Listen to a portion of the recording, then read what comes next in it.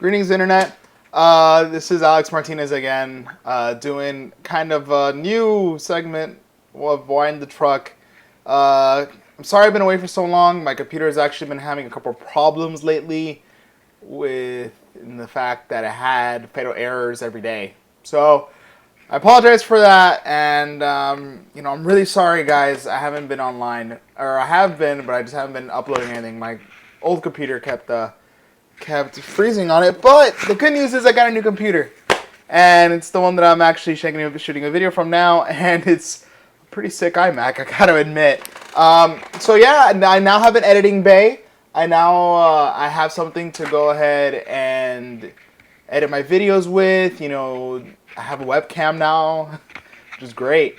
So yeah, hopefully this is gonna be the mark of a new beginning. That I have this new computer. I don't have the same shitty computer as before, so I probably will be making a little bit more effort when it comes to my videos, my Wind the Truck videos. I say that now, and I hope I follow through with it, but I know I'm a lazy bastard. But let's keep our spirits up. Keep our spirits up, right? All right. So, anyways, the episode you're about to see is a little old. I'm not gonna lie. I shot it when I first came back from Japan, like a couple days after I came back from Japan, so it's a couple weeks old, but I still find the material is rather relevant, and I don't find that it's dated yet, which is why I'm doing this now, and I hope to get this out as soon as possible, right? So, that being the case, guys, sit back, relax, and enjoy the first somewhat edited episode of Wind the Truck. I just got back from my big trip to Japan. So I spent 10 days in Japan. I went to Tokyo, Kyoto, Hiroshima, and Osaka. Completely different culture, guys. Way different. My trip was excellent. 10 days in paradise, pretty much, minus the hotel beds. I think if it wasn't for the hotel beds, I don't know if I wanted to. I don't know if I'd come home. Plus, that 17-hour plane ride is murder. It's currently Monday morning. I got back Friday night, and I'm still seriously jet lagged. I am exhausted, and I'm on my way to work. But I love you, right, guys?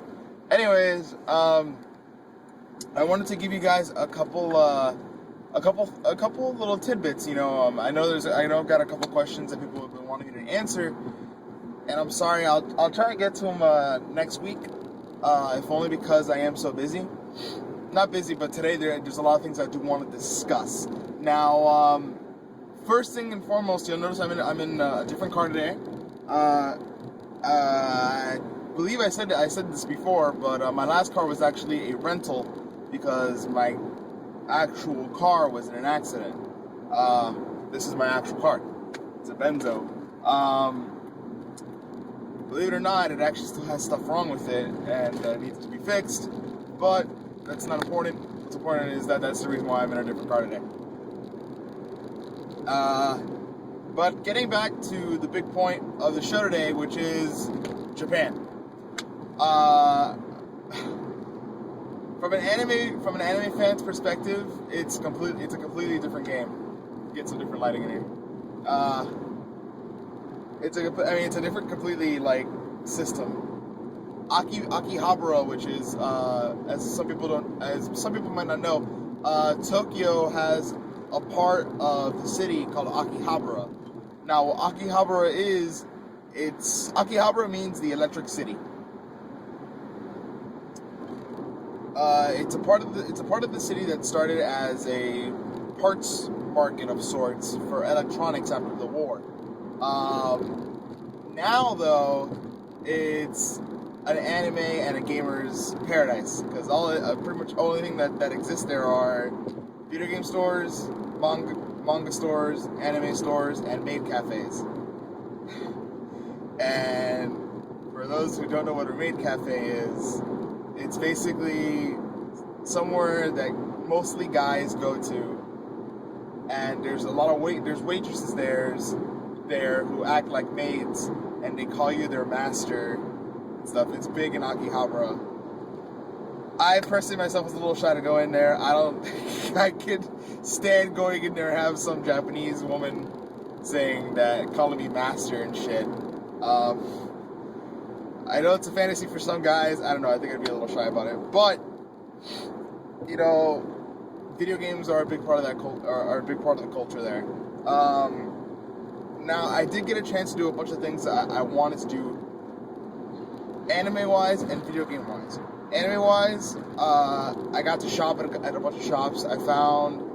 I personally build Gundam models. Mostly models from the original Gundam series, Zeta Gundam, Gundam Wing, and G Gundam. Although I have a couple Gundam Seed models, but they're not my favorites, except for Red Astray, which that one I was searching for years. But yeah, I got to do that. I got to buy a couple little memorabilia. I went to the Studio Ghibli Museum. That was an experience. It's definitely not the kind of museum that you're gonna want to go to, you know, every month, because there's always constantly changing. It's nothing like that. It's a very small, very permanent museum, but it's Studio Ghibli. Everything is Ghibli. They have a giant statue outside of the robots from Castle in the Sky, and there's even a cube with Laputan text all over it from Castle in the Sky. I took a picture with the robot. It's on my Facebook. You guys can check that out. But yeah, going back to video games wise, and I think this is pretty big. The first thing I want to talk about is the arcades. I went to 3 arcades, although I only really spent time in one, but I went to 3. Now, first and foremost, you would think arcades would be a big thing there, like arcades are really big, and they are. They're bigger than they are here in the States. I mean, how many arcades can you really think of that are within a 10-mile radius, a 10-mile radius from your home? Not many, and I can't really think of any big arcades myself. The only arcade that I know of that's even remotely close to my house is the bowling alley. I go to play Technica. That's about it. And even then, that's a bowling alley arcade. It's not very big. I luckily have Technica, luckily enough. But arcades there are of decent size. Usually, believe it or not, they're hidden away in buildings. It's not apparent, and they're usually multi-leveled. Most times out of none, they have pachinko machines. Now, for those who don't know what pachinko is kind of like a slot machine. It's a Japanese slot machine, where instead of just being a regular ding ding ding ding ding ding ding ding, it's not like that. You get little balls, little silver balls, and you put them into the machine, and you pay for the balls. And as you put them in, you have a chance of winning money. But every pachinko machine is themed after something. Most of them are themed after anime, some are themed after other shows, some are themed after manga. It's themed after different things. Apparently it's very addictive. I didn't get too far into it, if only because I personally don't like gambling.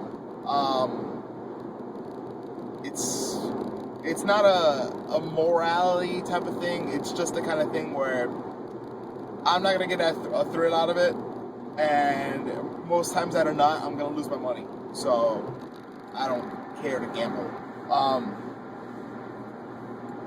But that's actually, like, every arcade I went to, it had a lot of pachinko machines. And there's actually whole pachinko parlors all over Japan. Like, in Hiroshima, there was, like, a pachinko parlor everywhere. Like, they were in every major street. There was a pachinko parlor. In Osaka, same thing. In Tokyo, I'm surprised there wasn't as many in Tokyo as there wasn't in Hiroshima. You would think Tokyo would have a bunch of pachinko parlors, but it actually didn't. I had a decent amount, but it wasn't like obscene like it was in Hiroshima. But back to the arcades. The arcades, at least the ones I went to, I don't know if it's different. It had pretty much only two types of games: rhythm games and fighting games. There was a couple actual Lycan games and action games. Very few. I only saw like maybe 3 cabinets. Like the big arcade that I went to, which was called Acho, and it was in Kyoto, had maybe four cabinets of like some new Lycan game. I didn't know the name of it. If only because I didn't pay attention and I was busy with something else. I'll get to that in a minute. But there wasn't that much. Rhythm games, there was a lot of rhythm games, but it was no Technica, which I was super disappointed about. Super disappointed, you think Technica's supposed to be doing really good in Japan. None of the arcades that I went to had a Technica machine in it. But mostly rhythm game wise, it was Jubeat, which is something from Konami, or Konami, whatever. It's kind of, I personally, I'm not good at it at all, and I'm pretty good at rhythm games, but it's a lot of memorization. It's kind of weird. You have a 4x4 grid of squares, and each square lights up, and you have to tap it. It's not my bag. I like the music from it. I can't get into the game because I'm not good at it. And then there was Beatmania, Linkle, which is the 19th version of Beatmania, if I'm not mistaken. 19th or 20th? No, 21st? I think it's the 21st, if I'm not mistaken. No, 19th. Because Empress was 16, Sirius was 17. Resort Anthem was 19. Yeah, or 18. Yeah, so I think Linkle was 19.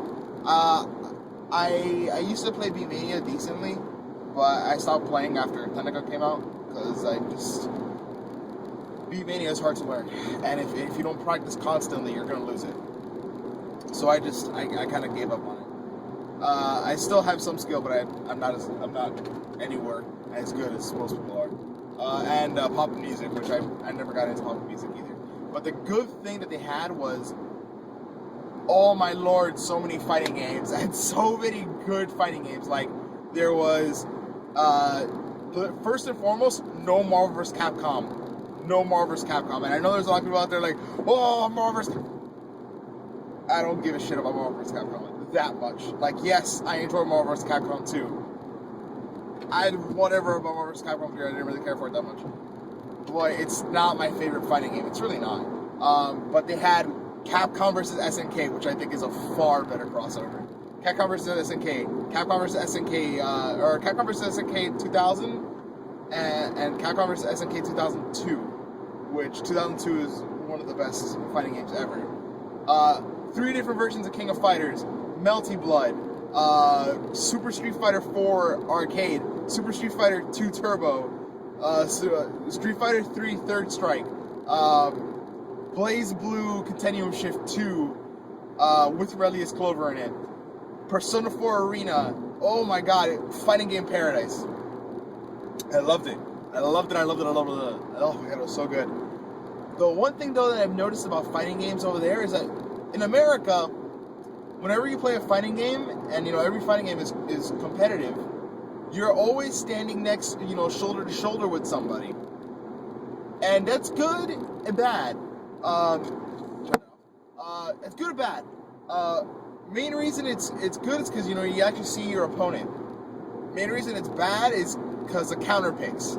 So, for example, let's say you're playing Street Fighter, all right, and you pick first. So let's say, or no, yeah, Street Fighter is pretty famous. So let's say you pick, I don't know, Ryu. Let's say you pick a Ryu, all right. Now, since you picked first, your opponent has, okay, he's picking Ryu, I'm gonna counter that with Sagat, because Sagat's, Sagat is really good against Ryu. Then you're kind of, fucked. What can you do? In Japan, though, the way it works is that you basically have, it's not one machine, it's two machines, basically. You have an entire side where it's your own arcade, it's your own stick and your own buttons, and you choose your character. And then the other person is on the other side, so it's kind of like you're playing electronic battleship. The other good thing is that you both don't know what each other picked until you both pick. So, like, let's say I'm playing BlazBlue and I pick Noel. The other person that's playing against me is not going to know who I picked until he picks. So, like, let's say he picks Tsubaki. So, once he picks Tsubaki, then he finds out, okay, I'm playing Noel. So it's balanced that way. It's not a thing of, okay, I know how to counter his character with another character. No, it's, I'm really good with Noel, so I'm going to go good with Noel. Hopefully the guy who I'm fighting against doesn't pick somebody that counters Noel like Tager. I think that was really cool. And also, by the way, Persona 4 Arena, so much better in person. Oh my god, oh my lord, that game, it's... BlazBlue's got to run for its money, guys. No joke. I mean, I'm not just saying this because I'm a big Persona fan. This game, it's really, really, really good. Jump on it. And also, I made Naoto. I love Naoto. She's so good. Moving on. Another thing I got really lucky with is that I got to visit a couple game stores. And I visited 2 game stores. I actually visited a lot of game stores, but I only bought things at 2 game stores. One was a very big electronics company in Akihabara. I don't remember, not Akihabara, in Osaka. I don't remember the name of this store exactly, but it's a really big store, and it has like 7 levels of different consumer electronics. And on the 2 topmost floors are full of restaurants. By the way, Japan, every building that's a multi-level building has not only shops in it, but usually very, very, very good restaurants. And by the way, the food isn't really that expensive in Japan. Like, looking at how much you pay for a full-size meal, and in Japan versus what you pay here, it's relatively not that expensive. But moving on, because that's not important. At this electronics company, I had one game pickup, and for the guys who know me, you already know that I got it. And it's Persona 4 Golden. I have Persona 4 Golden now. I actually have it in my pocket. I don't want to pull it out because I don't want to get into an accident. But I have been playing it extensively. Now, I do know some Japanese, so I can get through the menus and I can get through some of the options pretty good. It kind of doesn't matter to me story-wise, because I already know the story of Persona 4, and it, thematically speaking, it hasn't changed that much. There's only been some add-ons, and I have a translation guide. But gameplay-wise and graphically speaking, the game looks incredible. I've had some friends, not even some friends, one friend tell me, oh, this looks like PS1 graphics. I don't know what he's talking about. The graphics actually, I think, look better than they do on the PS2, believe it or not. Everything looks more rounded. But the gameplay itself is excellent. From what I played it, I'm still going to get it in English. I just picked up the Japanese version because I'm a big Persona fan, and I just wanted it because I was there, and it would be cheaper than if I imported it. So I bought it right on the spot. Really good game though. Can't wait till it comes out in English so I can get the full story. Gameplay wise, nothing's really changed since Persona 4, the original on the PS2. Gameplay wise, they added a couple things. Now you can go out at night. You don't have to just you don't just have things to do during the day. You can also go out at night. There's a couple cities that are available to you now with different shops, and you can do that all as soon as you get your bike license for your moped. That's something else that's new. You can get a moped, which it adds on to the outer gameplay, but it doesn't really add on to the battle system, which is fine. You know, I'm always up for tweaking the overworld system a little bit, but overall, very good game. They added new social links. There's more personas. It's really good. Really, really, really, really, really good. It's definitely it's definitely the definitive version of Persona 4, and for me, I've always felt that ever since I started getting into Persona, that Persona would be better as a portable game than as a standalone home console game. That's just my personal opinion. I've always felt dungeon crawlers do better on portable systems as opposed to home consoles. That's me. If only because most dungeon crawlers that I play, I started playing them on mobile systems, so that's just how I got used to them. Take that as you will. Moving on though. The other really, really, really, really big thing I got to do in Japan, which the luck and the timing on this is just literally impeccable. Now, I had to tell you a story about this. The way that my itinerary was, I was going to stay 10 days in Japan. My first 3 days were in Tokyo. Then from there I went to Kyoto for 2 days. From there I went to Hiroshima for 1. Then the next day I traveled to Osaka, and my last day I stayed in Tokyo. Again, because I was flying out of Narita. But it was only a day, and we weren't going to really do much that day. And that's where my second game shop comes in. I'll get to the story in a second. I'll get to that in a second, but to continue with the story. Luckily, I have a friend of mine, a very dear friend of mine, that he's the one who actually got me into Technica in the first place. His name is Sam. He emailed me, I believe it was the day I got into Kyoto. My second day in Kyoto, or my one day in Hiroshima, one of the two. He sent me an email saying, "You're not going to believe this, but there's a Technica Tune event happening at the last day of your trip." And I'm like, "That's great. It's in Korea, right?" "Oh, no, it's in Japan." And I said, "Okay, where is it at? Because I have not seen a single Technica machine in all the arcades that I've been to." And he tells me, "It's in Tokyo." And I was like, "Oh, great. I was already in Tokyo, right?" He's like, "No, it's the last day of your trip when you're in Tokyo." What? My luck was off the wall. So there was a Technica Tune event happening way out way out of the city. It was in the suburbs, in a little game shop called Games Maya. Now, Games Maya is it's not a small shop. It's not but it is a mom and pop shop. It's not like a game shop, which is a big chain. This is like a mom and pop shop. And it was this little building. It took me literally 20 minutes to find it from how secluded it was. That, and I forgot some of the directions, but that's aside from the point. Arcades, they help. I literally went into an arcade and I was like, "Where is there a game store around here?" And the guy just pointed me in. He's like, "It's right over there." Luckily enough, that's where it was.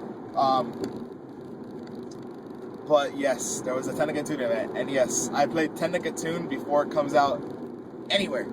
It is slated to be released in Korea and Japan on the 27th of this month, and we don't know when it's coming to America. We know it is, but Pentavision, the makers of the game, they're squaring off some of the packaging details. That's from what we believe. They haven't released an official statement, but we know it has something to do with the limited editions, whatever. But I got to play Technica Tune before it comes out. Oh my god. If there was any reason for anybody to get a Vita aside from Persona 4 Golden, this was it. Especially if you're a rhythm game fan. The game is awesome. I will say that I do like playing Technica in the arcade more, if only because it's more comfortable, in the sense that I'm used to playing with pop mixing, which pop mixing you have 4 notes in a lane. Here you're restricted to 3 notes in a lane. That, and the screen is, it's like not even a quarter of the size. The screen that you use to play Technica on is 22 inches. It's a 22-inch screen, so you have a lot of space to move around, right? On a Vita, it's a 5-inch screen, so you have like that's pretty much how I was playing, holding in one hand like that, which is good. It's good for playing in one hand, but when you do pop mixing and tune, you have to use the back panel. So it's something you gotta get used to using both fingers and getting on the back panel. But that game, it was so fun. It had a lot of songs in it. I hope that's not the only songs that they have in it, the ones that I played, because they said it was going to be 72 something songs, and it definitely did not feel like 72. It felt more like maybe 40 or 50 songs. It didn't feel like 72, and not even 40 or 50. It felt like maybe 30 or 40. It wasn't a lot. But I definitely do that. I do hope they improve on it, because that game is going to, for me, not for me and for rhythm game fans everywhere, I think you guys are gonna get a real good kick out of this, because this is, from my first impressions, I played it for a little while. I played around, because that's just what the event was. You can only play around. But though the 3 songs I played, it's 3 of my favorite songs from Technica 3. And, well, one of them is from Technica 2. But it's still, whatever. Anyways, I played 3 songs I really do like. And I was having too much fun with it. Too much fun. I wish I could have stayed for longer to play. But it's a vacation. We have other things on our itinerary. I couldn't stay that long. And that was like literally last minute thing. I was like, okay, we need to go do this. This is important. And the funny thing is that my girlfriend, she started playing Technica around the time I did, but she's never been too focused on it. I've actually been on my game and going out there and going to the bowling alley by my house and playing. She has not, which is fine, whatever. At least she's into it. But my girlfriend doesn't have a Vita. She came with me to this event because she wanted to just try it out, because she likes Technica regularly. Maybe she would like it on the Vita. At this point, she's already planning to buy a Vita when the game comes out. That gives you the power of how good this game is. Trust me, guys, this is a title worth picking up. It's like Persona 4 Golden. This is something that I can't wait to get my hands on here in the States. Too hyped for this. Too excited. But yeah, I think that's gonna be it for this week's episode of Wine the Truck, episode 3. I haven't come up with this nice title yet, but I'll think of one before I upload it. This will probably be uploaded within the next couple days anyway, so it's not that big a deal. But yeah, other news. My computer, I have 2 computers. I have a desktop and a laptop, and both of them are not doing too good. I think I'm gonna have to get a new computer soon, and I think I'm gonna get a Mac. And if I do, editing bay, about time. So hopefully when that happens, I'll be able to edit my videos a little bit more and give you guys some extra flair. Yeah. But I think that'll be fun. Aside from that, I think that'll do it for this episode. Please follow not only me but the rest of the Wild Podcast Appears team at awildpodcastappears.com.